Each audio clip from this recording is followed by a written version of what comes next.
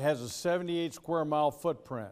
Just to give you an idea, that's larger than Frisco and larger than Plano. At full build out, we will be really close to McKinney. They'll probably be a little ahead of us. They've got some areas that probably won't develop into residential, but they have 114 square miles. They're the largest city in Collin County. We have parts of Denton County that are a part of our footprint. But 78 square miles, full build out, about 340,000 people. Just to give you an idea where this will go, and it won't take a long time to get there. Number two, what makes us really unique, and you all know this, is that we're situated in the Golden Corridor. Obviously, that's the area, the real estate between the Dallas North Toll Road and Preston Road. If you look at Dallas North, that's the most valuable real estate in the Metroplex. And that affords us the opportunity to, I think, have a great opportunity for growth in the future. Those are, I think, two key things. You're sitting today, and Ben brought it up, but you're sitting today where it all started. If you just think back 29, 30 months ago, there wasn't one single home here at Light Farms. In fact, I remember doing a real estate tour, and we drove a bus around this location because the streets were in, and there wasn't a single home. And as Ben said, they're knocking on the door of the 1,000th home, and their build out is 2022, somewhere in the 3,200, 3,300 homes. That is what has been the impetus to the whole explosion in Celina. You see, I love this little graph because it's pretty cool. You look at 16, as when is 16, we had about 10,700 people. Today, there's 13,864 people. I got that this morning. That's the active water meters times 3.22, which is what Buxton Company, our demographer, tells us the average household looks like. You can see where we're going in 2020. Those numbers may go a little higher, but I like to be conservative. I think we'll be near knocking the door down about 35. And then you see what's going to be our population, I think, in 2024. From there, I think it explodes, and I'll share with you in a minute. Very interesting. What's really the base of all that is in 2016, we have a very pro-growth council. We've got a great economic development corporation board, which I'm the executive director of. I should have introduced myself. Sorry about that. 2016, these developments were approved by the city council. All of those are in movement today, and you can see that the developable lots in those approved were over 10,000 developable lots. Now you look at 2017, what's going on today, you add all those developments to it, another 11,000. Celina, and at the end of 17, we'll have over 21,000 developable lots. That is an amazing story. And I'll tell you, I'll add on, and I'll send this. If you give me your card, I'll pop this stuff to you. In 1819, we're working these development agreements right now. Dynavest, a 3,500 acre in northwest part of Celina. Up in this area right here, if you can see the board right up there, that'll be the home and build out of over 11,700 homes. And then in 2018, right over here, this is Elan Energy that has this 1,608 acres, and I believe they'll start that in about 18, and that'll be the home of over 5,400 homes. So when you start looking at it, by 2020, I fully expect approved developments, and that doesn't talk about what's going to happen tomorrow. There's folks there every single day with our planning and development department, but by 2020, we will have over 38,000 developable lots on the ground. And that's how we're going to get to that 130,000, 150,000, very possibly by 2030. I won't go through this, but if you give me your card, I'll send all this. This is great for you because you're in a business that's sustainable. And when you look at all these homes that are coming online, and you guys know all the statistics of people buy their first home and they flip it and they go to the next home. Guys, this is a sustainable market forever. So great opportunity. I've got all those details of absorption rates. You can get an idea of what it looks like and how we planned out the future. What I wanted to show you there is this bottom number. And I'm pretty aggressive in 2018, But I want you to know that in 2018, I absolutely fully believe that Celina will issue a minimal of 3,000 residential permits, 2018, next year. Man, I've looked back and I've looked at Frisco's key high points. I've looked at some of the McKinney numbers. I never saw a community that went over 3,000 residential permits in a single year. I absolutely believe we're going to do that, and it's conceivable. It's conceivable we could be north of that pretty well. So I thought that'd be interesting to show you. You know, the one negative in all of it is we have to sit and wait on transportation. In the packet, I've written up paragraphs on what's going on. It's all very current information. Just to let you know, the key to everything with the DNT lies with TxDOT and 380. As you know, today there's a 39-month contract for them to do the flyovers so that there are no stoplights from Preston Road to 423. They've got 39 months to do it, and they're about 10 months into the project. So you got an idea of how long it's going to be before that process is done. At the same time that's taking place, Collin County is right now, they're in the final look at doing the engineering from 428 in Celina, right up here where the northbound of the DNT ends today, all the way down here to 380. They're looking at doing the southbound lanes down to 380. That should be done when we approach 2020. The southbound lanes should be done. 380 ought to be completed, and at that point in time, NTTA will do the flyovers. And I fully expect, we're communicating with them, Prosper's communicating with them, that I think once the flyovers start in 2020, maybe completed by 22, that we also might get those main lanes.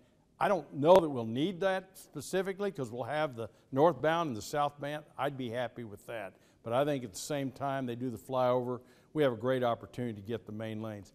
That's a key deal. The other thing that's a key deal is between the DNT and Preston Road, that's the future outer loop. I know you've heard about that. That's the loop that part of the Collin County Toll Road Authority, which they're not into toll roads now, so I have no idea they're going to build it. But the Collin County Toll Road Authority, they have already the plans to do the south two-lane access lanes between Preston and DNT. That was supposed to be done at the end of next year. Little problem. Somebody figured out that BNSF was not going to let any other major arterials be at grade. There will be no at grade on the BNSF lines. So they've got to do a flyover here at the railroad track, and that pushed it back a couple of years. We're probably not going to see it till 2021.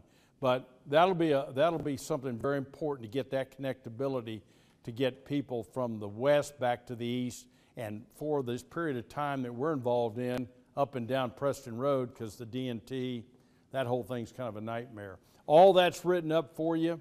We're really pleased the fact that in Celina, we do have, if you come up to Preston Road, and you know from it's all 6 lanes south, but if you come up north of there, you'll see that Prosper already has their 6-lane divided in place. You get to Celina, and we've got its 4-lane, but it's all cut on a 6-lane curb and gutter. That's important to know. We never have to do any more work. All utilities are done. We don't have to do anything. We can start commercial up and down that track or whatever else is going to fit there. And we got that all the way up north of the high school. I can tell you in 19, TxDOT's going to start up here and finish us up and have that 6-lane curb and gutter all the way to Grayson County.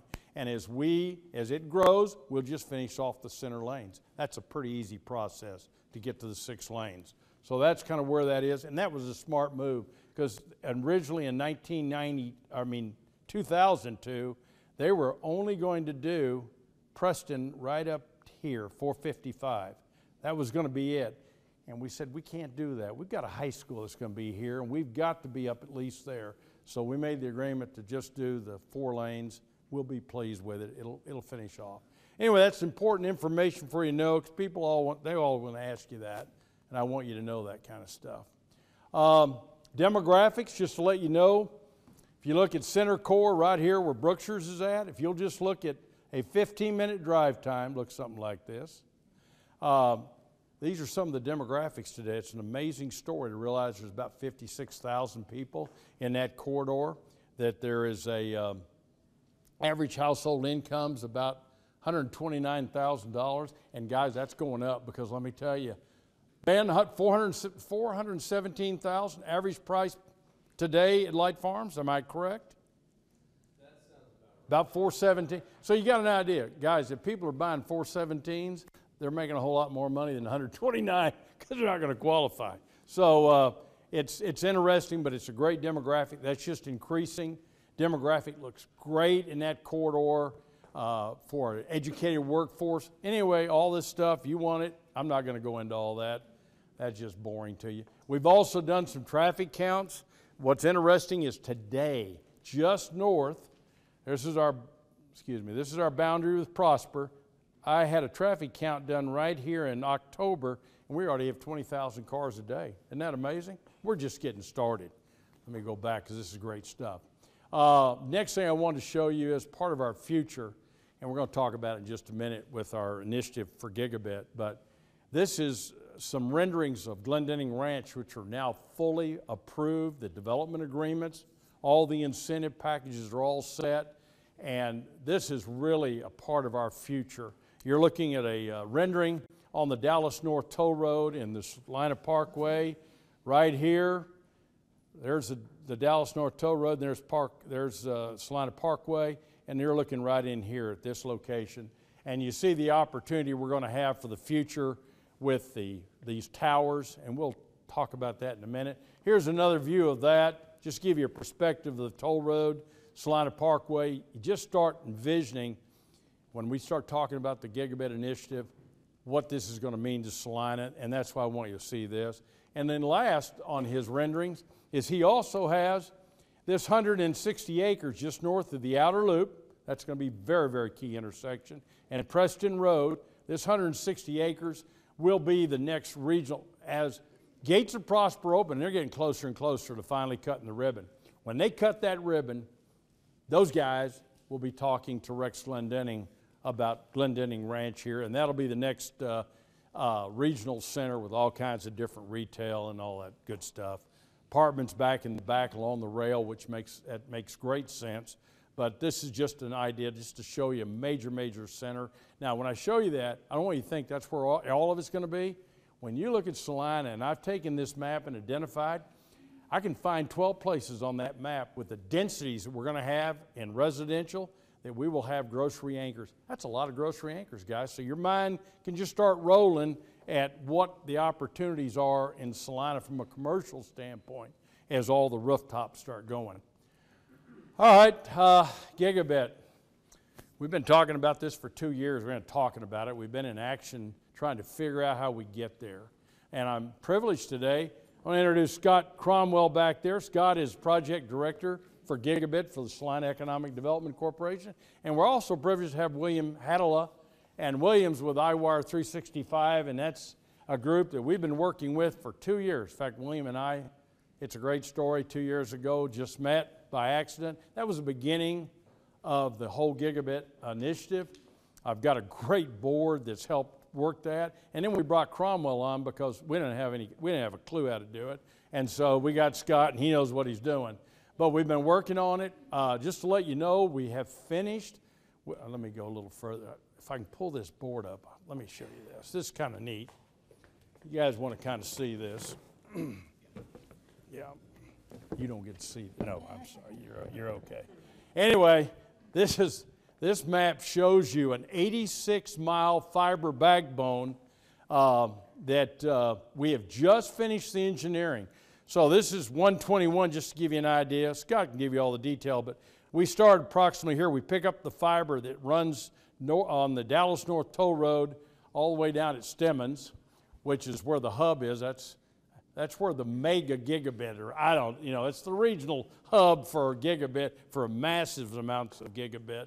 And we pick that up and we bring it on up to Celina, and this kind of is able to match up with this map where we're able to connect all the way up here, that's the north piece, and be able to come down and be able to cover every bit of this. Our goal is to connect every single rooftop, whether it's residential or office, to have gigabit fiber connected, absolute fiber connection. Our idea is we will not offer up to. Today you guys hear a lot of stuff up there. We offer gigabit. No, nobody does. It's up to, but it's not sustained. It's a lot less than that. Whatever you pay for, I know I pay for 50 meg a month, and I don't think I've ever seen it over 21, Scotty. I've never seen it. It's low. Y'all have it where you watch Netflix, and is that what it does at your house? Because that's what it does in my house.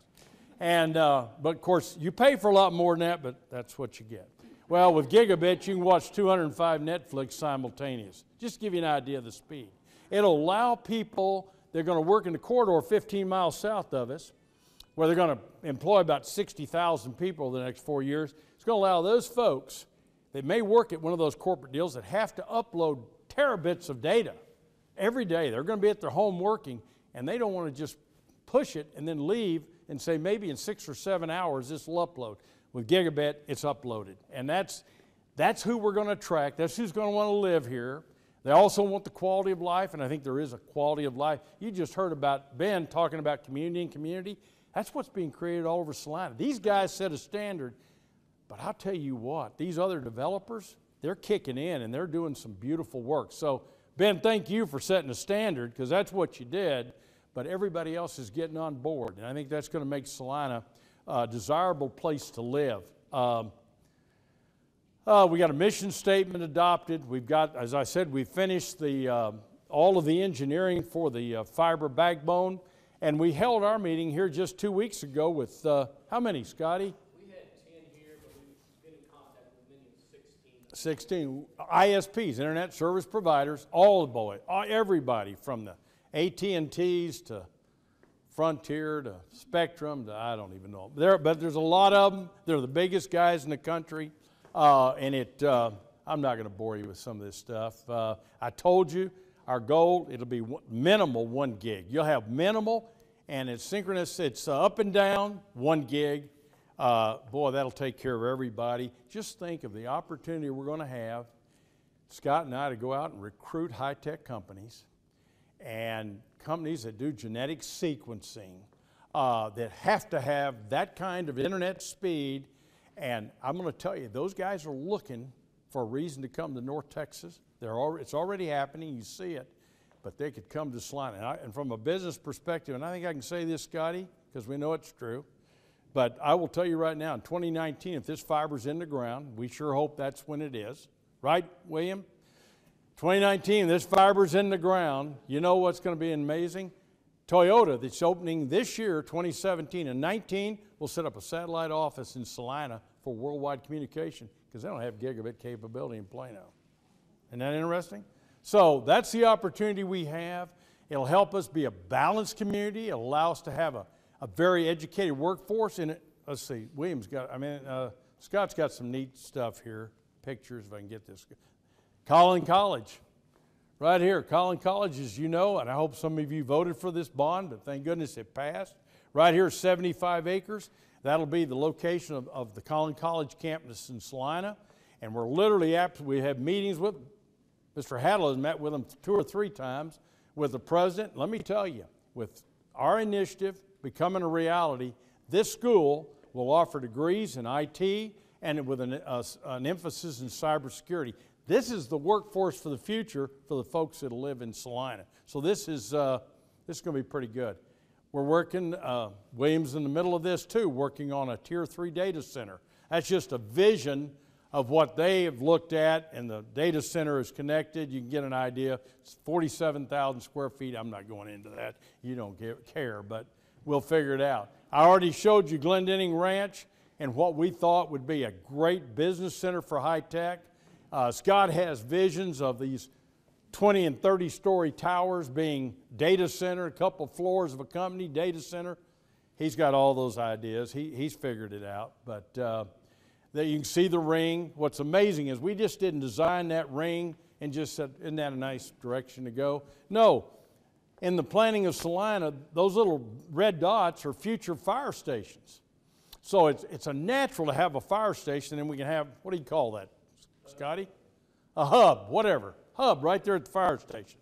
But that's how we kind of laid it out, as we laid out Celina, and it also works to be able to easily connect every single subdivision, all the business deals. Let's see if there's anything else there. No, nothing else there. Let's see. It can be. If you send me your card, I'll send it to you. That may be the end, isn't it? That's the end. That's a good overview. That's what's going on. Be happy to entertain some questions. We have time, Georgina, for a few questions? Yes, we do. Okay, good. I'll entertain anything you, yes. It's great to hear you guys are doing the high-tech part. I know a lot of people are living in Celina because of the awesome, you have an awesome square. Yes, we do. Yes, we do. Rail lines so close to there, someday there'll be commuter trains and whatever. Yes. How are you going to balance that old town feeling, which Frisco doesn't really have? No, I know. I know. I know. Right. Well, don't be surprised that downtown, just to keep that flow going all the time, wouldn't be surprised if we didn't have a couple of high-tech centers near downtown where those employees during the day can go over to a little boutique or go over to a Starbucks or whatever in the downtown setting. Downtown's very important to Celina. It's a focus, the historic downtown. It's a designated square. In fact, we just celebrated our 100th year in 2011. Great story. I'll take one moment to tell you this. J. Fred Smith came to Celina back in 1909, and he said, you know what I want to do? I want to build a square. The whole city set on the railroad tracks. The businesses face the railroad tracks, both east and west. He said, I'm going to build a square right up 1 block off of there, which is where it is today between Pecan and Walnut. So he built the square, and everybody said, you're crazy. Well, he built it. He leased it all up. He wasn't crazy then. He then, after that, left Celina and moved down to Highland Park. And J. Fred Smith was the first mayor of Highland Park. J. Fred Smith was the developer of what you know today as Snyder Plaza. Isn't that interesting? J. Fred Smith did the square in Celina. Got a lot of historical significance. It's a very big focus of our council. We spent $2.5 million a couple of years ago on the downtown pavilion. We have a lot of events there during the year. Our Cajun Fest's a big deal. How many do we have this year, Scotty? 8,000 people on the square this April, 1st of April at Cajun Fest. It's really a major focus of us. We are working on, we've just created an empowerment zone downtown for the overlay so we could add incentives to encourage the owners to be able to upgrade their buildings. Hey, McKinney wasn't built in a day. So give us a couple of years and we'll make it significant. You're absolutely right. What we believe is we've got the old downtown area that we believe that we can still capture and let people know this is who Celina was. This used to be our culture, our traditions. And I don't want to say it used to be. I'm talking to people and everybody says, oh, California's going to come and ruin this. Let me tell you, they say, I want to come because I never had that and I'd like to join your community. And I sure hope that's the kind of attitude that we get. So, but great question. It's very important to us. And I think we'll continue to carve it out so you'll have that unique view of history of Celina in between these massive, unbelievable corridors. So, okay, great question. That's good. Yes, sir. Any discussion about any new north-south highways, just to pick a street, say Independence on 380 North? Well, of course, our Celina, that's a great question. Celina to the east is Custer Road. That's our boundary. Over here, this is Custer. Then in the middle, you've got Coit. Those are key north-south, okay? Then you got Preston. Then you've got the toll road. And then right up here at the outer loop, you've got the Celina Parkway that'll run up the full length. That's kind of like Parkwood Boulevard, Frisco, just to give you a reference. And then just to the west of that, you got Legacy. And then to the west of that, Celina runs from 1385 to Custer. That's almost 10 miles. And it runs 10 miles from Frontier to the Grayson County line. Sorry about that, I didn't mention it. But those are key roads that are part of our development. And let me tell you something else unique about Celina. public-private partnerships with all these developers. If we didn't have that, none of this would take place. You don't put 21,000 lots on the ground unless you've got regional infrastructure, water and sewer. We only have that because of partnerships with our developers. And I think that's a very important point to make.